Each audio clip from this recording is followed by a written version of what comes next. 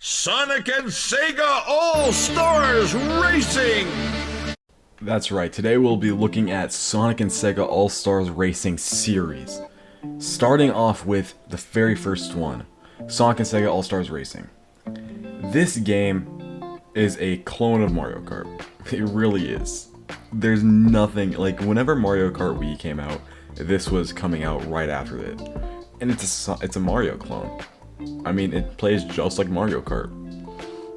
And for a first Sonic racing game, that's to be expected because they haven't done anything like this. But thankfully, in the years to come, they fix it. They make it their own thing with Sonic and Sega All-Stars Transform and then Sonic Team Racing. And first Mario clone, it's pretty fun because, yes, it's a Mario clone, but it also adds its own elements. For instance, in Mario Kart, there's only one thing that makes you go from last to the middle of the pack, while in Sonic and Sega All-Stars Racing, there's a key thing that is unique to an individual character that makes them go from last to maybe first place. And that's this right here, an All-Star move. Now, they sadly get rid of this in Sonic Team Racing, but for Sonic and Sega All-Stars Racing and Transform, these things were the best things to have. They really made a character feel unique, and especially in this game. Now in Transform they kind of mess it up, but that's only kind of. Because it's not really that big of a deal for every other character, but for Sonic and Shadow specifically, their All-Stars were amazing in this game. They go Super Sonic and Super Shadow, which is to be expected because they are the only people that can do that. But then after Transform, it's just boring.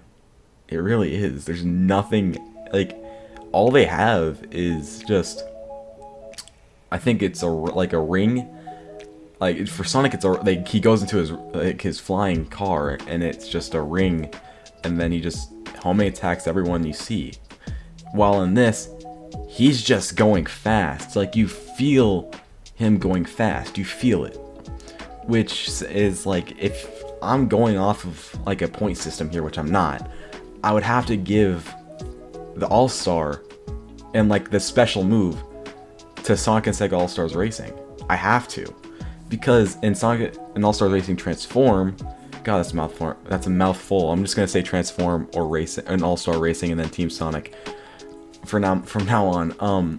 For Transform, it's just a cool thing to see because their main gimmick is the transforming, which is actually it's pretty, in my opinion, it's the best racing game that they have. Transform is the best racing game that they have. But it's just the All-Stars is boring in that one. If you want to see something a unique thing like Shadow or Sonic going Super Sonic and Super Shadow, you're not going to see it in Transform. You're only going to see it here. Now moving on to something else, which is just the gimmicks. This gimmick there's no gimmick. It's a Mario Kart clone, so there's not going to be any gimmicks. It's just drifting, boosting, same thing as Mario.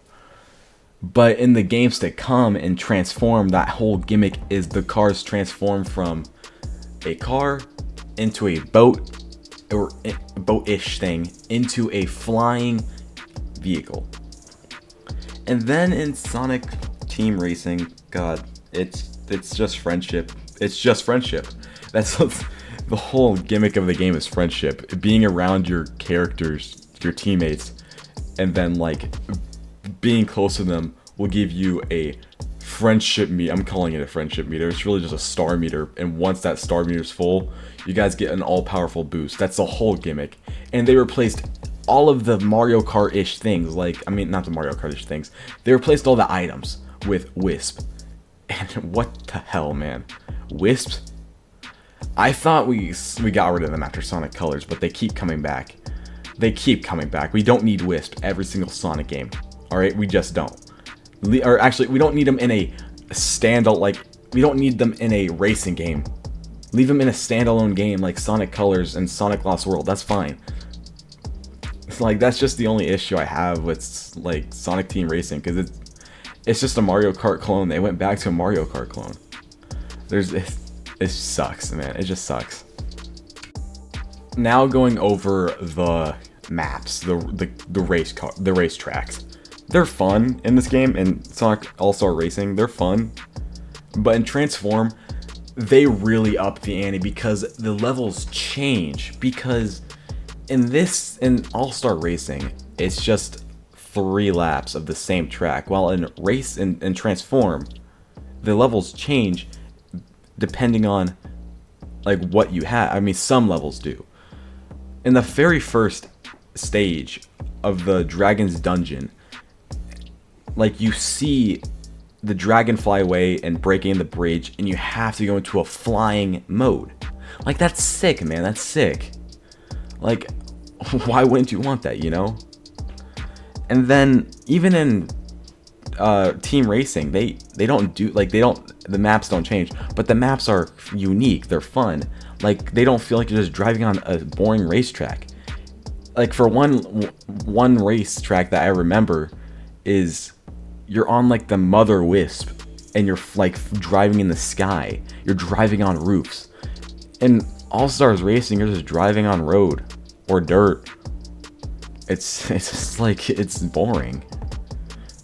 So these games just like in my opinion, Sonic Team Racing and Sonic Racing Transform have the better maps, but I would have to go with Sonic Transform for the best race tracks because they're just so fun. They change, and like they're not boring. Now here is where the Sonic Racing games fall off. Like, and this is my opinion, and you guys can disagree with me all you want. This is just something that I've noticed over the whole games that I've played with the whole games. It used to be Sega and All-Stars Team Racing. Then it went to Sonic and All-Stars Racing Transform. Then it went to Sonic and Team Racing. The first games, it was Sega. It was all of Sega's cast, which is a lot of characters other than Sonic.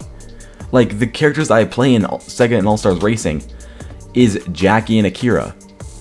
They are their whole gimmick is just friendship. Like, look at that. They just high-fived each other. It's amazing to see that. And then in Sonic Transform, they got rid of most of their cast and just replaced them with Sonic characters. And they kept doing that. Like, every single character got replaced with Sonic characters, because then in Sonic Team Racing, they just replaced everyone with Sonic characters. It felt just like a Sonic racing game, which they've already done that. They kind of ruined it they kind of ruined the whole thing in my opinion with just replacing every character with a Sonic character. Like, you got to show off all of your other games. Like, I had no idea who Amigo, or Jackie and Akira were. I had no idea who they were until this game. And like, it's just something that it sucks to see.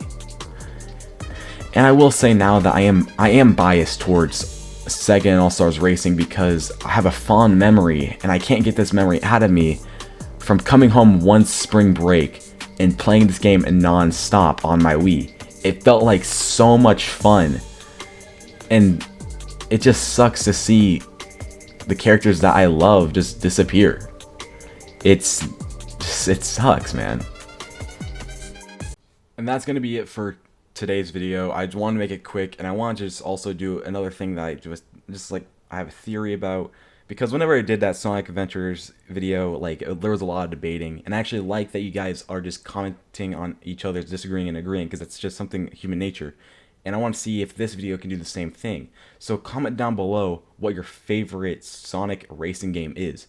I would love to hear from you guys, and I'd love to see if you guys have the same opinion as me or a different opinion. Because again, an opinion is an opinion.